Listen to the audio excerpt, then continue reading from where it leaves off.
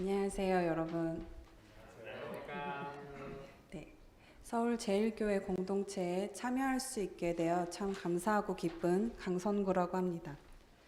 지난주 나가오 유키 목사님의 고별 설교와 환송회를 보면서 서로를 향한 애정이 담뿍 느껴졌던 시간이었던 것 같습니다.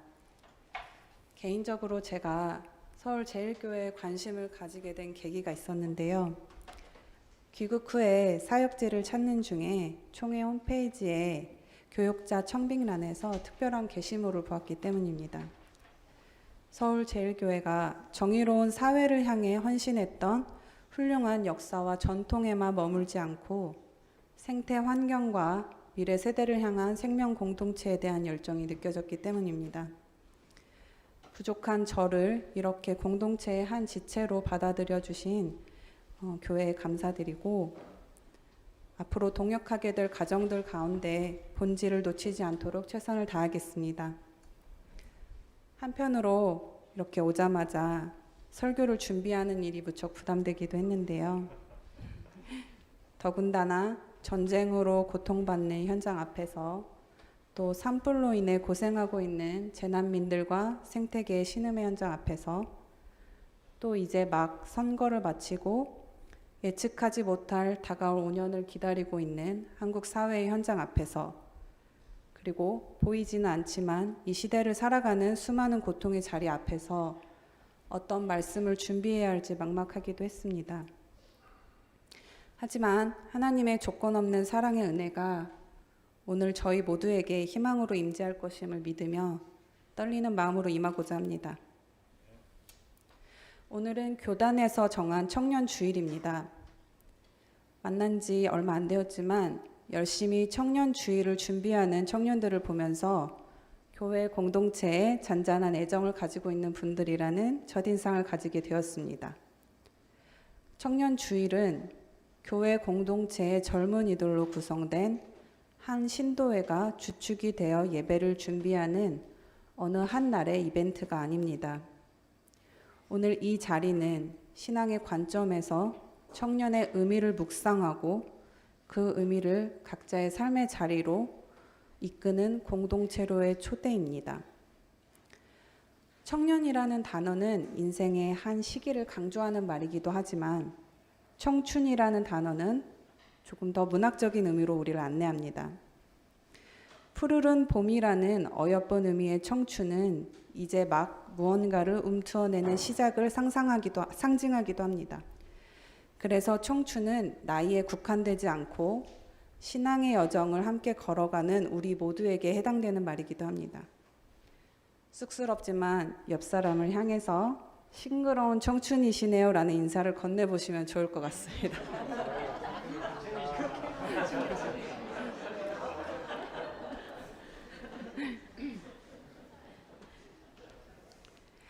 이렇게 단어만 들어도 기분 좋은 미소가 절로 나오는 청춘에게 희망찬 꿈만 있는 것은 아닙니다. 그 과정에서 겪게 되는 시련에 대해서 오늘 본문은 다루고 있습니다. 야고보서는 공동체의 믿음의 실천에 관심을 많이 가진 책입니다. 야고보는 편지를 받는 지체들에게 애정이 담긴 말로 서두를 엽니다. 2절을 보시면, 나의 형제 자매 여러분, 여러 가지 시험에 빠질 때 그것을 더할 나위 없는 기쁨으로 생각하십시오. 언뜻 보기에 이 구절을 문자적으로만 해석한다면 다음과 같은 장면을 상상하게 될 것입니다. 아주 비탄의 상황에 처한 친구에게 해맑은 얼굴을 하고 찾아가, 야, 우리 긍정적으로 한번 생각해보자. 모든 고난에는 이유가 있어. 화이팅 해. 이렇게 웃는 얼굴로 위로하는 분을 보면 기분이 어떨까요? 아마도 그 위로에 오히려 상처가 될 것 같습니다. 비극 앞에서 기쁨을 찾는다는 것은 쉽지 않은 일입니다. 더군다나 남의 비극 앞에서 우리는 함부로 기쁨을 찾으라고 이야기해서도 안 됩니다. 야고보가 여기서 이야기하는 시험이라는 단어는 헬라어 페이라스몬으로부터 기원합니다. 이 단어에는 두 가지 의미가 있습니다. 템테이션이라는 뜻의 내부적 유혹과 트라이얼이라는 사건적 의미로서의 의미가 있습니다. 자기 자신으로부터 기인한 것이 아닌 외부적 사건으로부터 인해 야기되는 트라이얼, 즉 시련 앞에서 사람은 내부적 갈등의 유혹, 즉 템테이션에 놓이게 됩니다. 이 두 가지 의미 중 어느 한 의미만을 뜻하는 것이라고 보는 견해도 있지만 저는 이 두 의미가 모두 연결된 것이라고 생각합니다. 뜻하지 않은 시험으로 인해 고통스러운 사건에 빠지게 되면 자기를 지키기 위해 수단을 가리지 않는 유혹에 빠지기 쉽다는 측면에서 저는 야고보가 사용한 이 시험이라는 단어를 니체라는 철학자가 말하는 비극이라는 개념과 연결해 보고자 합니다. 잠시 눈을 감고 몇 가지 비극적인 장면들을 상상해 보겠습니다. 희뿌연 먼지에 둘러싸여 폐허가 되어버린 마을 입구를 막아선 큰 러시아 군용차가 있고 그 큰 바퀴에 깔려버린 어린 아이들의 것으로 추정되는 옷가지들과 장난감들을 떠올려 보시기 바랍니다. 또 아직 활활 타고 있는 울진의 산불로 인해 까만 연기가 피어오르고 있고 그 가운데 놓인 수백 마리의 동물들이 심하게 화상을 입거나 죽어가면서 신음하는 장면들이 있다고 생각해 봅시다. 이제 눈을 떠보십시오. 아마도 대부분의 여러분들은 이 장면들을 상상하는 것만으로도 마음이 편하지 않으실 겁니다. 방금 상상한 장면들은 실제로 지난 한 주 동안 미디어에 노출된 비극적인 사진들 중 몇 장면들입니다. 타인의 비극 앞에서 우리는 마음이 불편해집니다. 하지만 시간이 흐르면 이러한 비극적 사건들에 익숙해지기도 합니다. 수전 손택이라는 여성 평론가는 타인의 고통이라는 저서에서 점점 자극적인 컨텐츠물에 중독되어가는 우리들의 현상과 이를 상업적으로 이용하는 미디어의 실상을 비판했습니다. 미디어 기술이 보편화될수록 전 지구적인 비극들을 보다 널리 알리고 관심을 촉구하는 데 용이한 부분도 있으나 반대로 타인의 비극을 상업적으로 이용하고 정치적으로 악용하는 현실 역시 저희는 직시해야만 합니다. 한 예로 자선을 요청하는 광고에서 도움이 필요한 사람들의 비참함을 일방적으로만 클로즈업하는 시선이 폭력적일 수 있음을 우리는 깨달아야 합니다. 비극에 관한 몇 가지 이론들은 꽤 흥미로운 지점을 제공합니다. 잠시만 살펴보도록 하겠습니다. 아리스토텔레스라는 철학자는 비극을 통해 카타르시스를 경험할 수 있다고 설명했습니다. 저도 드라마나 영화 보는 걸 참 좋아하는데요. 우리가 그런 다양한 매체들 속에서 나오는 비극적인 이야기들을 보면서 그 사건에 휘말린 주인공들에게 공감하며 눈물을 흘리거나 함께 안타까워하는 마음이 들고는 합니다. 비극적 사건에 놓인 주인공에 대한 감정이입을 통해 공포나 연민을 느끼게 되는 것입니다. 그 과정에서 감정의 정화 과정을 거치기도 합니다. 격정적인 몇몇 장면들을 보면서 고통의 경감과 해방의 감정을 통해 그동안 내면에 적체되어 있던 마음의 찌꺼기들이 빠져나간다는 의미에서 종교적 용어인 정화 과정이 일어난다는 겁니다. 불현듯 얼마 전에 읽었던 한 다른 국가에서 유행하고 있는 눈물 수업이라는 제목의 기사가 떠올랐습니다. 이 눈물 수업이라는 것은 몇몇 사람들이 모여서 비극적 소재의 소설이나 영화, 드라마 등을 함께 보며 눈물을 흘리는 시간으로 구성된 정기적인 모임이었는데요. 그만큼 눈물을 흘리는 행위 자체가 각박한 현실을 애쓰며 견뎌내고 있는 현대인들에게 감정의 해소 차원에서 긍정적인 효과가 있는 것 같기도 합니다. 하지만 자신의 감정 해소를 위해 타인의 비극을 이용하는 것에 대해서 우리는 어떻게 생각해 봐야 할까요? 그리고 그렇게 소비되는 피상적 비극들이 과연 우리 현실에 어떤 도움을 줄까요? 니체라는 철학자는 이런 점을 비판하며 비극을 통해 우리는 현실과 무관하거나 또는 개인의 카타르시스만을 충족하기 위한 비극은 방향이 잘못되었다고 지적합니다. 허무주의로 끝나버리는 비극이 아니라 현실을 창조하기 위한 예술적인 힘으로 비극은 해석되어져야 하고 개별적 차원을 넘어서는 더 높은 공동체적 삶의 회복을 향할 수 있게 해야 한다고 말합니다. 이처럼 여러 철학자들이 이해한 비극 이론의 공통점은 해석자가 비극이라는 대상을 통해 얻게 되는 인식의 효과에 관한 것입니다. 그렇다면 이러한 비극이 신앙적 의미로서의 믿음의 실현과 어떤 차이가 있는지 본문을 통해 살펴보도록 하겠습니다. 본문 3절에서는 다음과 같이 말하고 있습니다. 여러분은 믿음의 실현이 인내를 낳는다는 것을 알고 있습니다.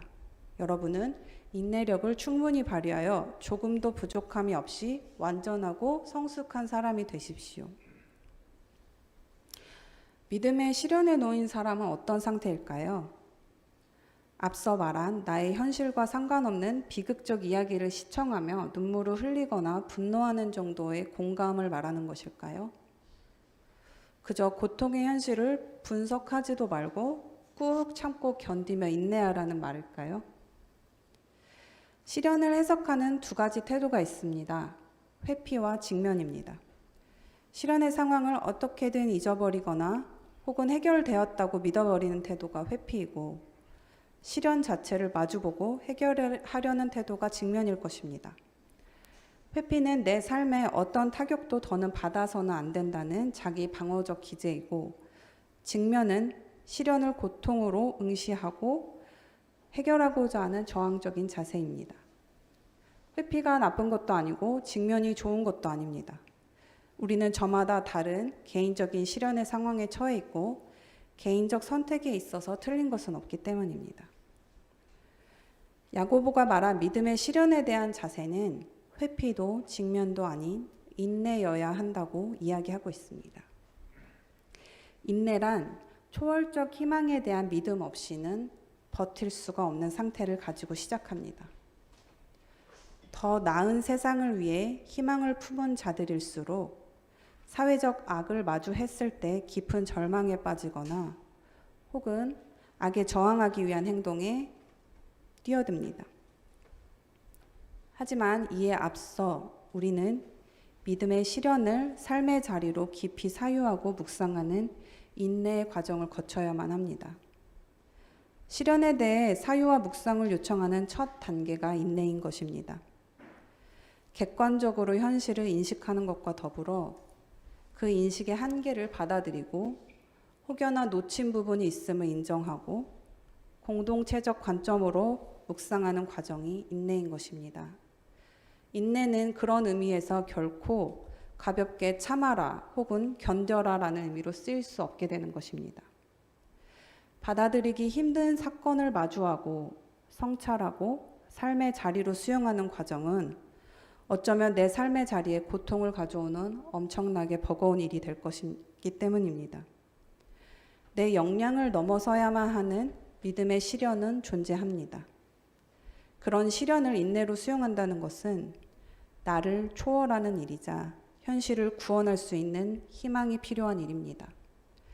그래서 믿음의 시련에 대한 인내는 깊이 있는 사유와 묵상으로 우리를 초대하고 더불어 그 자리에 머물지 않고 희망으로 구원을 요청하는 자리입니다. 그렇다면 야고보가 말하는 완전하고 성숙한 사람이란 어떤 완벽한 인간상을 전제하고 있는 것일까요? 저는 그렇지 않다고 봅니다. 여기서 완전하고 성숙하다라는 의미로 사용된 텔레이온이라는 단어는 끝을 의미하는 텔로스에서 유래된 말로 현실의 시련에도 불구하고 삶의 목적이 되는 희망을 끝까지 포기하지 않는 자세라고 해석할 수 있습니다. 즉 조금도 부족함이 없는 완전하고 성숙한 사람이란 아무 흠이 없는 온전하고 완벽한 어느 시점에 도달한 상태가 아니라 그 목적을 향해 끝까지 포기하지 않는 마음의 자세를 의미하는 것입니다. 한마디로 완전하고 성숙한 사람은 개인이 달성한 만족의 상태가 아니라 어떤 목적을 향해 부단히 나아가는 상태를 의미하는데요. 그럼 어디를 향해야만 성숙한 사람이 될 수 있는 것일까요? 다음 본문을 보면 그 단초를 알 수 있을 것 같습니다. 야고보는 첫 번째 방법으로 하나님의 지혜를 구하라고 말합니다. 지혜는 우리의 능력으로 나오는 것이 아니라 모든 사람에게 아낌없이 주시고 나무라지 않으시는 하나님의 속성 때문에 우리에게 도달될 수 있다고 이야기합니다. 지혜의 주체는 하나님으로부터 시작된다는 말입니다. 야고보는 뒤이어 바로 믿음에 대해서 말합니다. 의심하지 말고 믿고 구해야 하는 지혜란 도대체 어떤 믿음과 어떤 지혜를 말하는 것일까요? 이 의미를 알기 위해서 그 뒷 본문을 먼저 살펴봐야 할 것 같습니다. 뒷 본문을 살펴보겠습니다. 이 본문은 9절에서 이 본문은 믿음과 지혜를 얻는 방법에 대한 가이드라인을 제시해 주는 것 같습니다. 대비되는 구조인 비천한 신도는 사회 환경적으로 또 신체적, 정신적 공경에 처한 상태에 있는 자들을 의미합니다. 반면 부한자는 그리스도인이면서 물질적으로 부유하거나 믿음의 시련을 당해보지 않은 자들을 가리킵니다. 야고보가 설명하는 부 자체는 물질적인 상태를 의미하기도 하지만 마음의 태도를 의미하기도 합니다. 신학자 아우구스티누스는 자기 중심주의에 빠져 있는 상태를 신에게서 돌아선 상태이자 죄의 상태라고 설명했습니다. 그가 사용한 콘큐피스켄치아라는 용어는 현세적이고 쾌락적인 자기 욕망의 노예가 되어버린 죄의 상태를 잘 드러내줍니다. 죄는 욕망의 방향을 분리시키고 소외시키는 데 중독되도록 두는 상태입니다. 요즘 갈라치기라는 용어가 이슈인데요. 이 상황에 적용시켜 보자면 욕망의 노예가 되는 자는 자신과 관계 맺은 하나님과 세계를 갈라치기 하면서 자기 자신을 깊이 소외되도록 내팽겨진 상태입니다. 야고보가 지적한 것처럼 물질적인 부는 영원히 지속될 수 없는 속성입니다. 하지만 일시적인 부를 잃지 않기 위해 집착하는 욕망에 사로잡힌 개인은 공동체로부터 고립되고 맙니다. 부자가 부를 지키기 위해 자기 일에만 골몰하는 경향에 대해 꽃이 시드는 것처럼 자기의 삶도 시들게 한다는 비유가 이를 잘 설명해주고 있습니다. 나의 소유에만 집착하게 되면 그것을 잃지 않는 일에만 골몰하게 됩니다. 그렇게 되면 공동체를 끊어내고 내가 가진 것들만을 지키는 욕망에게 사로잡혀 버리게 됩니다. 그리고 결국 나를 잃게 됩니다. 아우구스티누스가 설명했듯이 이러한 소외는 하나님께 등 돌리는 죄가 됩니다. 오늘 본문은 꿈꾼다는 것, 욕망한다는 것에 대해 다시 한번 생각하게 합니다. 본문의 전체 내용은 욕망의 본질이 어디로 향하고 있는지 것인지에 초점을 맞출 것을 요구하고 있습니다.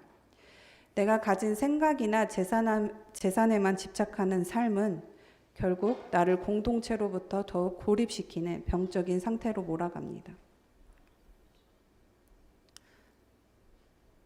하지만 당장 우리 생존의 문제를 위협하는 사회적 구조에 살고 있는 우리들은 자신의 일조차, 자신을 지키는 일조차 버거운 상황에 마주하곤 합니다. 늦은 시간까지 아르바이트를 해가며 힘겹게 꿈을 향해 준비하는 그런 청년들에게는 나를 지키는 일만으로도 무거운 현실입니다. 홀로 오롯이 버텨내는 것만으로도 힘겨운 상황에서 더 나은 세상을 향한 꿈은 사치일까요? 꿈을 시작하는 단계에 있는 청춘들에게 닥친 수많은 현실적인 시련들 앞에 과연 공동체는 얼만큼 현실적인 지지를 해줄 수 있을까요? 그리고 그 시련들을 우리는 진정, 기쁨으로 받아들일 수 있을까요? 믿음의 시련은 우리 모두가 구원이 되는 더 나은 세상을 하나님께 구하는 과정에서 겪게 되는 어려움들입니다. 자기 보전만을 요청하는 오늘의 현실 앞에서 믿음의 시련을 포기하지 않고 기꺼이 다가서는 것은 큰 믿음의 용기가 필요한 일입니다. 그리고 늘 우리를 위해 아낌없이 내어주시는 분의 지혜로 인해 믿음의 공동체라는 선물로 주어집니다. 합리적이고 정의로운 인식의 토대 위에서 차별을 강화시키는 현실적인 사회구조 개선에 적극적으로 참여하고 실천해야 합니다. 사회정의를 공부하고 정치경제 문화에 하나님 나라를 실현시키는 것은 중요한 신앙의 실천입니다. 동시에 하나님의 사랑은 늘 우리의 인식을 넘어서는 지혜로부터 나오는 것임을 잊지 말아야 합니다. 하나님의 놀라운 지혜는 언제나 상처받는 자들을 치유하시고 돌보시는 사랑에 기반하기 때문입니다. 우리는 겸허히 그분의 지혜를 구해야 합니다. 하나님의 거저 주시는 사랑의 지혜를 구하는 자는 시련을 극복할 용기를 가질 수 있게 되는 것입니다. 그런 점에서 믿음은 선택과 실천의 문제이기도 합니다. 누구에게나 열려있는 정의와 사랑의 공동체를 향한 믿음은 우리 모두를 해방으로 이끌어 주실 것입니다. 홀로 시련을 견디도록 내버려 두시는 것이 아니라 함께 지체가 되어줄 믿음의 공동체와 함께 연대하도록 하십니다. 청춘에게 닥친 믿음의 시련은 함께 위로하고 나누는 기쁨의 공동체로 우리를 이끌어 줍니다. 이제 말씀을 마무리하면서 오늘 본문인 야고보의 말을 저의 언어로 다시 한번 풀어보도록 하겠습니다. 더 나은 세상을 희망하는 청춘들에게 놓인 시련을 기뻐할 수 있는 까닭은 홀로 외로이 감당하기를 원하지 않으시는 하나님의 사랑이 우리에게 인내와 지혜로 열려 있고 또 함께 연대하는 믿음의 공동체를 선물로 주셨기 때문입니다. 마무리로 제가 좋아하는 노래 하나를 소개해 드리려고 합니다. 옥바라지 선교센터는 재개발로 인해 쫓겨나는 철거민, 상가 세입자, 노점상 분들의 곁에서 함께 동역하는 젊은 사회 선교 단체입니다. 시련의 현장에 지혜와 믿음으로 연대하며 함께 부르는 빈자리 있습니다라는 찬송을 함께 묵상하며 오늘의 말씀을 마무리 짓고자 합니다. 나만을 위해 빈틈없는 욕망으로 채워진 자리에 스스로를 가두지 마십시오. 그리고 시련에 고통받는 우리를 살리기 위해 기꺼이 찾아오신 하나님의 사랑이라는 빈 자리로 서울제일교회 청년부와 우리 온 공동체를 이끄시기를 소망해 봅니다.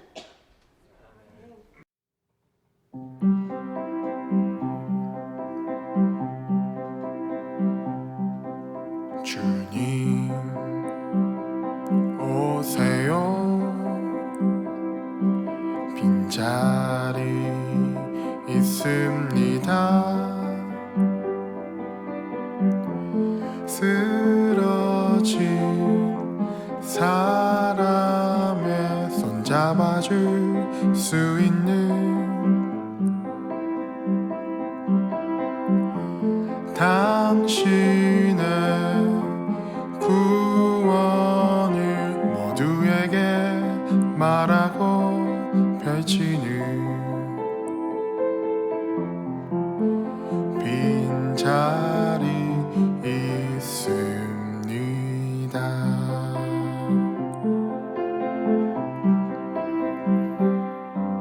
여러분 오세요.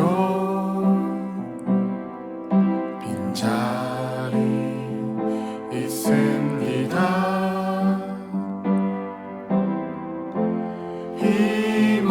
힘없는 사람의 편 되어서 싸워줄